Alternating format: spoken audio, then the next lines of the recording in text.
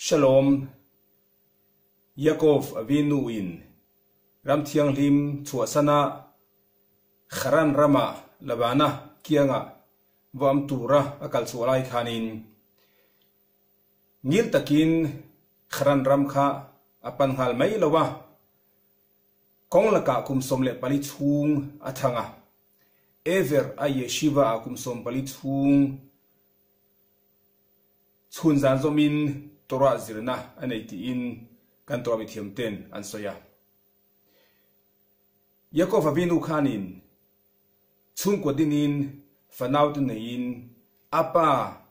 Mitzadik Mai Itzhak Avinu Bula Fanaute En Kolin Zirtir Nachatak Dong Turina Besay Lain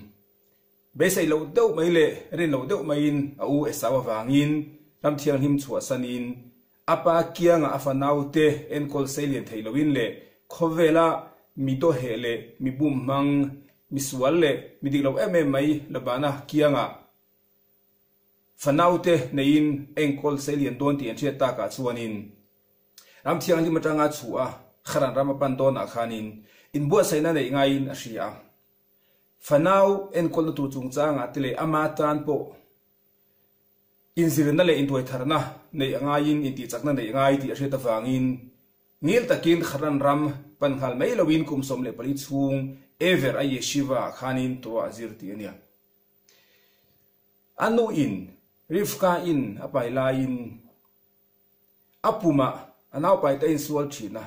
Tuzo to Nge Akalgantitsuanin, Shem a yeshiva, Anu Hanin, Apum Tsu till Ting Zezo to Kanakal Tugan Hutua. Egomzia, Ganti Suanin Shem Yeshiva Sheman Torah Azirtirna Mun Oma Ever an Yeshiva Azirtirna Torah Azirtirna Mun Om Tinania Masagin Anu Ina Up Anau Pai Laipum Sunga in Swaltin Tunge Apan Tungazo Ganti Suan Shemakanian Tuna Yaakov Avinu in Haran Ramapandona Tu Bulange Torah Azir Tubula kum som palitzung Tarawin Titzakna ne Duetranan Mun Aseng and Tizwanin Ever Bulania Enge Danglam Nanyang Shem Aturale Ever a Yeshiva Anzirtina Turaka again and the young Enge Danglam Nanyang Dika Zona Chatak Mayanga Kanto Mithiam Ten Shem Turazirtina Hatsu Tsungrila Patian Rombolna Tsungrila in Titzakna Tarau in Tuay Tarnania Mania Swal Omtele Tena Chalo Nol Bawa Tarau in Ti Sakna in Tuay Tarna in Ti Tianglim Nania Masangin Evera Yeshiva Hatsu until Tira Dangeti Antia Evera Yeshiva Hatsuanin Mani Tungril Patian Mini Natsoni Lowin Kovel Tem Tute Do Danle Kovela Til Chalole Til Swallow Tente Hem tu ne te dante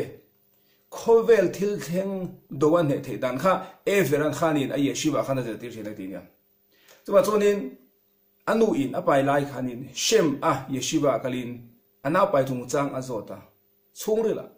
hemite engen ni don tharau din huna ek ang mi ziang yan ni don ege omzia ti zotin anu kala masedona chonin Yaakov Avinu chu Haran Rama Lavana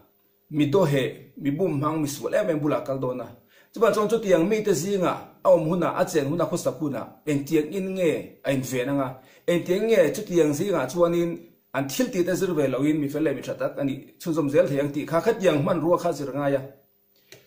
Covel him to Chalole, Sualaka, Han and Tiang Ahum, and Humimanga, and Tiang Tutiang, how tilted as was a revel of Antica.